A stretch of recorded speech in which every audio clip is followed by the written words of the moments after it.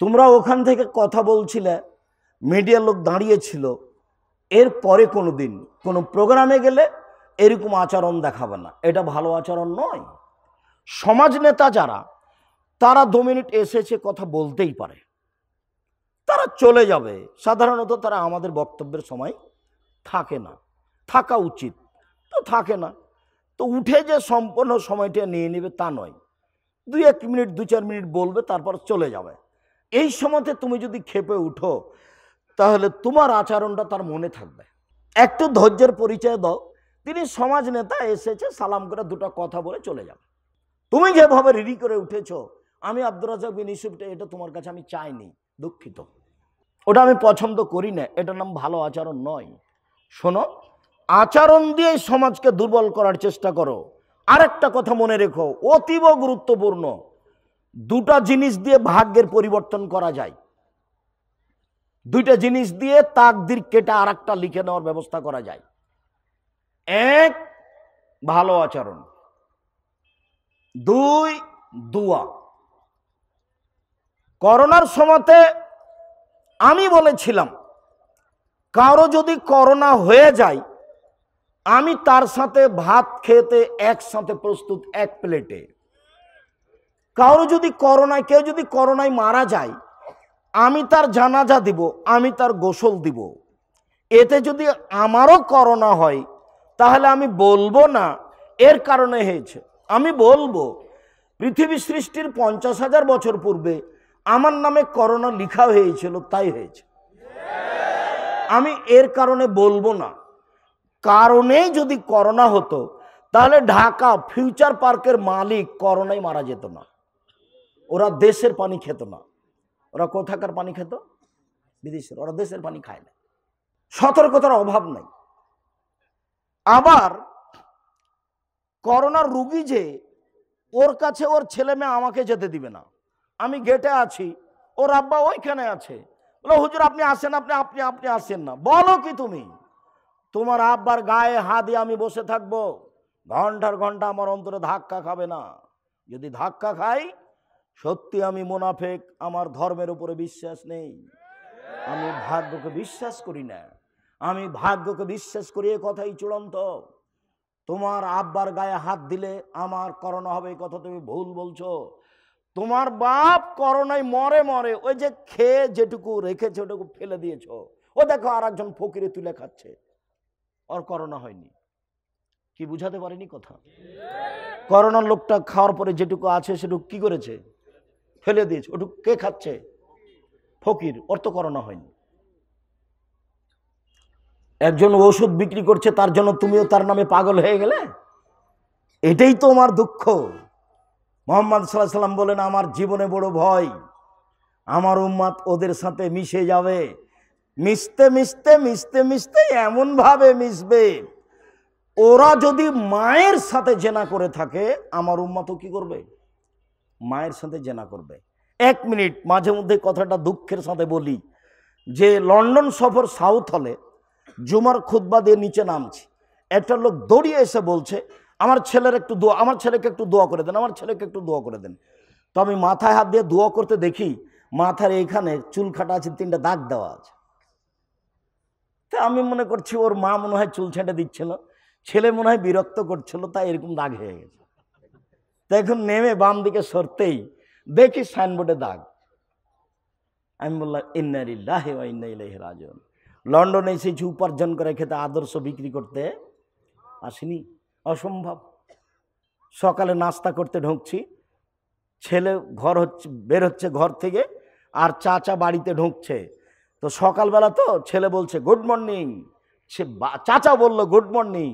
আমি বললাম দুঃখিত, আদর্শ বিক্রি করতে আসিনি। ছেলে বলবে আসসালামু আলাইকুম, আপনি বলবেন ওয়ালাইকুম আসসালাম। 1 গ্লাস পানি দিলে আমি বললাম থ্যাংক ইউ, আপনি বললেন জাযাকাল্লাহ খায়ের। আমার শিষ্টাচারের দাম আছে, ওর শিষ্টাচারের 5 পয়সা দাম নেই। আমার মেয়ে স্কিন পায়জামা পরতে পারে না, এই জান্নাতে যাবে না। আমার মেয়ে কপালে টিপ দিতে পারে না, আমার মেয়ে নখে নেইল পালিশ দিতে পারে না, আমার মেয়ের নখ বড় হতে পারে না।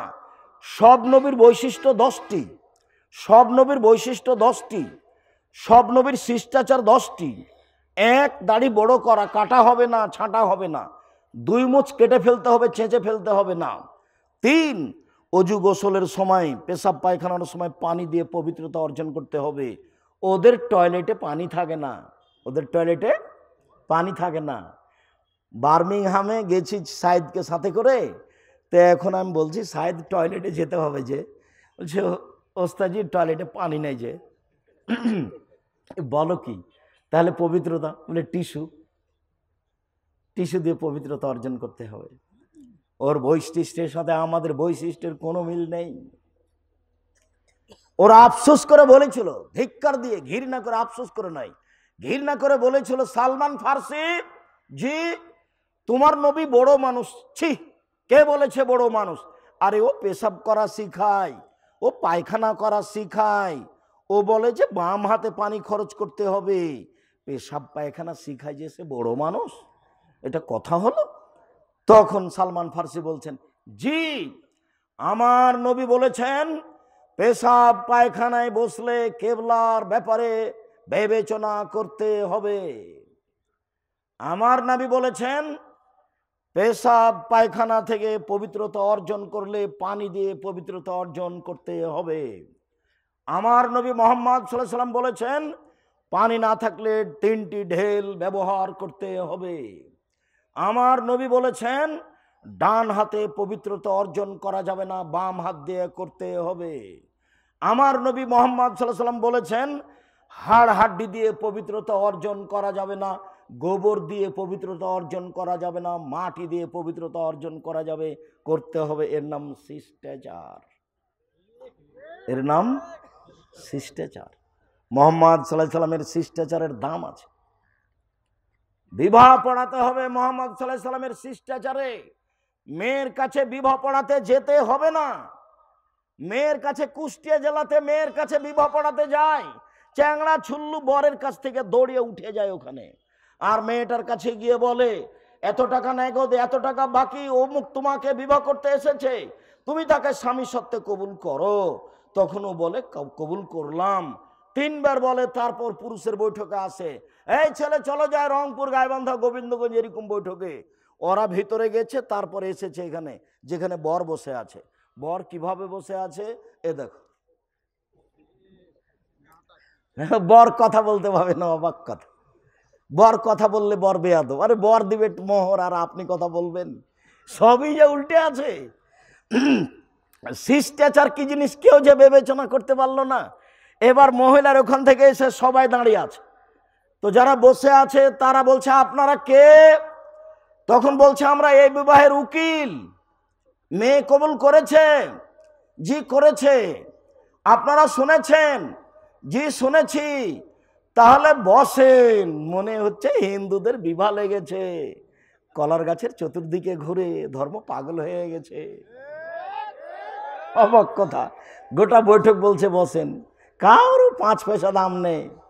মেয়ের বাপ বিবাহ দিবে, আগে থেকে আলোচনা হয়ে আছে, মানে ফাইনাল হয়ে আছে, কোনো সমস্যা নেই। এরপরেও মেয়ের বাপ যদি যায়, একাই যাবে যেখানে মেয়ে আছে। আম্মু বিবাহ পড়াতে যাচ্ছি, যাবে। আম্মু বিবাহ পড়াতে যাচ্ছি, হেসে উঠেছে, যাবেন। আম্মু বিবাহ পড়াতে যাচ্ছি, চুপ আছে, যাবেন। আম্মু বিবাহ পড়াতে যাচ্ছি, কেঁদে উঠেছে, বিবাহ পড়ানো যাবে না, এটা বাতিল। বরকে সামনে রেখে, 2 জন সাক্ষী রেখে আগে খুতবা হবে, তারপর মেয়ের বাপ বলবে আমার মেয়ে খালেদা এত নগদ এত বাকিতে তোমার সাথে বিবাহ বন্ধনে আবদ্ধ হতে রাজি, তুমি তাকে স্ত্রী হিসেবে কবুল করো। ও বলবে কবুল করলাম, এর নাম বিবাহ। 2 জন সাক্ষী শুনবে। গুরুত্বপূর্ণ কথা 3 বার বলা যায়, আমার মেয়ে এত নগদ বাকিতে তোমার সাথে বিবাহ বন্ধনে আবদ্ধ হতে রাজি, তুমি তাকে স্ত্রী হিসেবে কবুল করো। ও বলবে কবুল করলাম, আবার বলবে আমার মেয়ে রাজি, তখনও বলবে তুমি কবুল করো, তখনও কবুল বলবে কবুল করলাম, এর নাম বিবাহ। বারাকাল্লাহু লাকা ওয়া আলাইকুম ওয়া জামা বাইনাকুমা ফি খায়রিন, দোয়া পড়ে বৈঠক শেষ করবে, তার নাম ছিল বিবাহ। নিয়ম নীতি সব উল্টে গেছে। শিষ্টাচার বলে কোনো জিনিস নাই। সালাম দিয়ে বাড়িতে ঢুকতে হবে শিষ্টাচার, বের হতে হবে সালাম দিয়ে শিষ্টাচার, ডান পায়ের জুতো আগে পরাতে হবে শিষ্টাচার, বাম পায়ের জুতো আগে খুলতে হবে, তার নাম শিষ্টাচার। ইসলাম ধর্ম পুরোটাই শিষ্টাচার। মানুষের সামনে কথা বলতে হবে, আসসালামু আলাইকুম আগে বলতে হবে, তারপর কোনো কথা বলবেন, এর নাম শিষ্টাচার। উঠে বলছে বিসমিল্লাহির রহমানির রহিম, এটা শিষ্টাচার নয়। সম্মানিত দিনী ভাই বোন, তোমাদের সাথে দুটি কথা ছিল, এইটুকু বলার পরে এবার গুরুত্বপূর্ণ কথায় আসছি। সম্মানিত দিনী ভাই বোন, আমরা সংক্ষিপ্ত আলোচনায় সিয়াম ব্যবহার করব, রোজা নয়। রোজা শব্দের অর্থ হলো উপবাস থাকা, সিয়াম শব্দের অর্থ হলো বিরত থাকা। ফজরের আজান থেকে নিয়ে সূর্য ডুবা পর্যন্ত খাওয়া পান করা, স্ত্রী মিলন, যাবতীয় অপছন্দ কর্ম থেকে বিরত থাকার নাম হলো সিয়াম। আর যারা জি না জি না